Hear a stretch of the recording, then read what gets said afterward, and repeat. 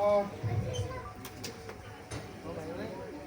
تمام طلباء اور طالبات سب مبارکباد کے قابل ہیں کہ ان کے اساتذہ کی جد و جہد اور محنت اور کوشش ہے تو انہوں نے بچے اور بچیوں کو اس لائق بنایا۔ بہرحال ہمیں تو سب سے پہلے ہی اول وہی پہ اقرا کا لفظ پڑھنا ہے۔ اقرا حضور نے کیا فرمایا؟ مانا بقرأ، میں پڑھنا نہیں چاہتا۔ اور یہ اللہ تبارک و تعالیٰ نے اس ذات کو جو کبھی بھی کسی استاد کے سامنے زانوے کی نیز نہیں ٹیکا، اس سے بڑھ کر دنیا کا کوئی بڑا عالم نہیں ہے، اور کسی بھی فن میں اور کسی بھی علمی میدان میں آپ سے آگے کوئی نہیں ہے۔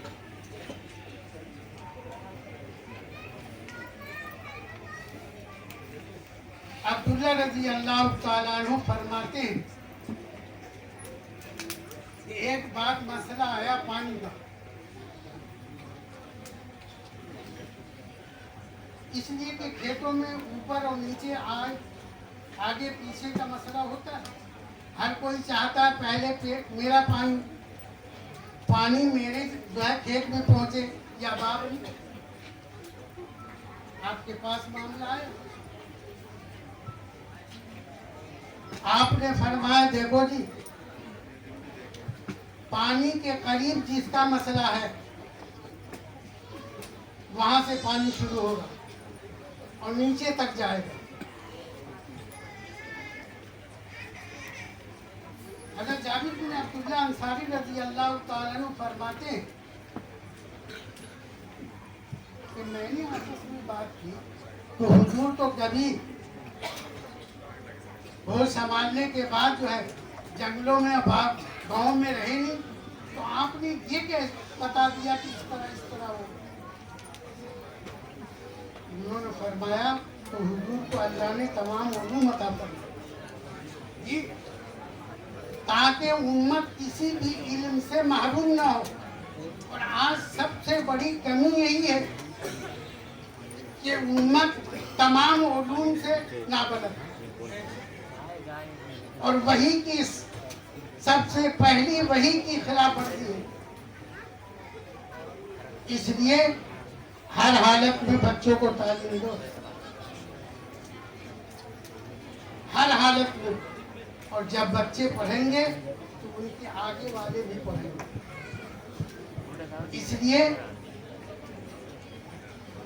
کہ علم سب سے بڑی دولت۔ میرے والد صاحب نے ایک موقع پہ فرمایا کہ دیکھو میاں،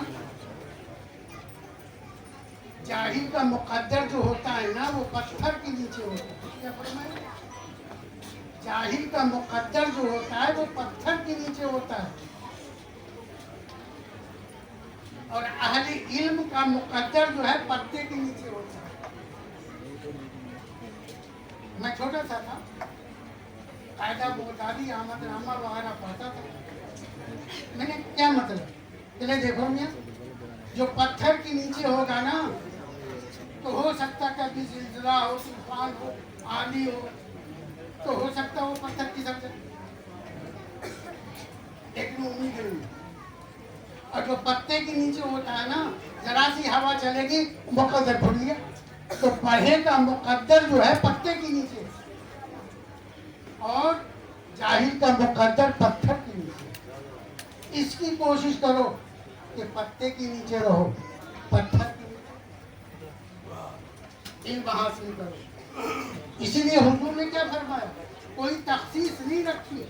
ہم جو کیا کہتے ہیں یا یہ کوئی علم بیکار نہیں ہے، ہر علم حاصل کرو۔ حضور نے کیا فرمایا، اطلبوا العلم ولو کان فی الصین۔ اگر تمہیں چین جا کر بھی علم حاصل کرنا پڑے، اس زمانے میں چین بہت زیادہ دور مانا جاتا تھا عرب سے، یعنی دور بھی سے دور تک جا کر کے بھی علم حاصل کرو. آج اسی کے برعکس ہے. علم دو. حضرت ابن عباس رضی اللہ تعالیٰ عنہ فرماتے ہیں کہ بڑے سے بڑے صحابی تھے، جب کوئی علمی مسئلے میں الجھ جاتے تھے تو حضرت عائشہ صدیقہ رضی اللہ تعالیٰ عنہ کے پاس جاتے تھے اور وہ مسئلے کو حل کر دیتے. حضرت ابن مسعود رضی اللہ تعالیٰ عنہ فرماتے ہیں کہ عورتوں کے پوشیدہ مسائل جتنے بھی ہیں اکثر وہ حضرت عائشہ صدیقہ رضی اللہ تعالیٰ عنہ کے مرضی ہے. اسے تو حضور کے قریب نہیں ہوئے زیادہ تر. دیکھا علم مانگا سبھی کو اور سب کو ضروری ہے، اس لیے حاصل کرو. سورہ رحمان میں اللہ نے کیا فرمایا؟ الرحمن علم قرآن خلق الانسان علمہ البیان. رحمان نے قرآن نازل کیا، انسان کو پیدا کیا اور علمہ البیان. بیان کے معنی جانتے کیا ہے؟ علم حاصل کریں. بیان کے مطلب یہ ہے کہ اس کی تمام وضاحت کو کھول کر بتانا. جی طاقت گویائی، فصیح میں کیا لکھا ہے؟ طاقت گویائی. طاقت گویائی یہ ہے کہ اپنے بات سے اپنے مخاطب کو مطمئن کر دینا. یہ صرف انسان کا خاصہ ہے، کسی اور کا نہیں ہے. اس لیے اللہ نے نبوت بھی انسان میں رکھا اور قرآن بھی انسان ہی میں رکھا. اللہ محمد بیان طاقت گویائی تو بھی سب میں نہیں. طاقت گویائی اس کو کہتے ہیں کہ آپ کی بات سے آپ کا مخاطب مطمئن ہو. یہ انسان میں خاصہ ہے، کسی اور نہیں. اسی لیے اللہ تعالیٰ نے فرشتوں کو دیکھو نہیں دیا. کیوں؟ اس لیے کہ فرشتے جو ہے نا صرف سن کر سنا دیتے ہیں، آگے پیچھے کچھ نہیں. جناتوں کو کیوں نہیں دیا؟ اس لیے کہ وہ سمجھ لیتے ہیں، سمجھا نہیں سکتے.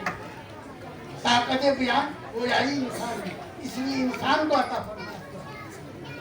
اور علم اسی کی دولت، لہذا اس کی بہت بہت کوشش کرنی چاہیے. اور اس وقت تک آپ کو ترقی نہیں ملے گی جب تک آپ علم میں آگے نہیں ہوں گے. آج سے 1100 سال پہلے تمہیں مقتدا تھے. ہاسپٹل کس نے قائم کیا؟ بہت. نستوروا نے سب سے پہلے امیر عبد الرحمن ثالث کے سامنے ہوائی جہاز پیش کیا. آج دنیا اسی کی نقل کر رہی ہے اور وہ اپنا نام لے جا رہی ہے. تم تو اپنی تاریخ سے بھی واقف نہیں ہو اور اس قوم کو کبھی زندہ رہنے کا حق نہیں ہے جو اپنی بڑوں کی بزرگوں کی تاریخ کو بھول جائے. اللہ ہم سب کو عمل کی توفیق عطا فرمائے، علم نافع عمل صالح عطا فرمائے. اور اس مجلس کی کوشش کرنے والوں کو اللہ جزائے خیر دے اور زیادہ زیادہ ہمت اور طاقت عطا فرمائے کہ